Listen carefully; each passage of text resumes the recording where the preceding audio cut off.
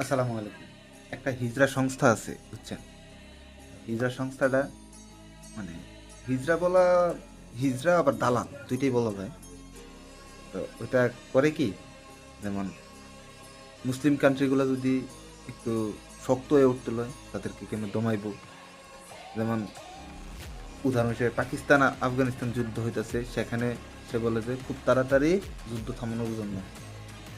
Ukraine Russia যুদ্ধ হয়, সেখানে বড় ধরনের ভূমিকা পালন করে না বা ডিরেক্টলি কোনো কিছু বলে না, but বলে আস্তে ধীরে আস্তে ধীরে আস্তে ধীরে কথা বলে।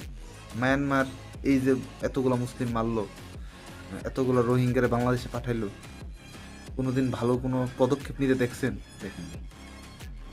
আর ইসরায়েল যে ফিলিস্তিনের উপর এত হামলা করতেছে, এত কিছু করতেছে, তারাও তারা কিছু করতেছে না। আর কি করে, যে মুসলিম কান্ট্রিগুলো শক্ত হয়ে যেতেছে, সেটা রোধ করতে হবে।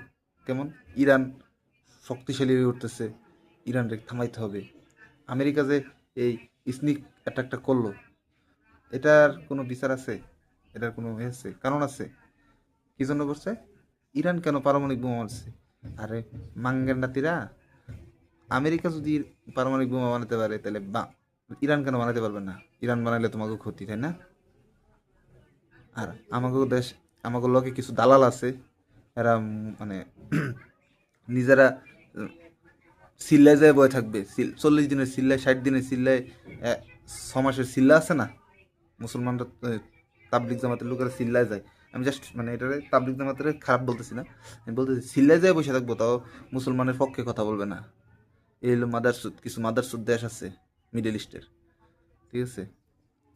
তাই এই হিজরা সংস্থাটার নাম আপনারা কমেন্ট করেন, আমি মুখে বলতে চাইতেছি না।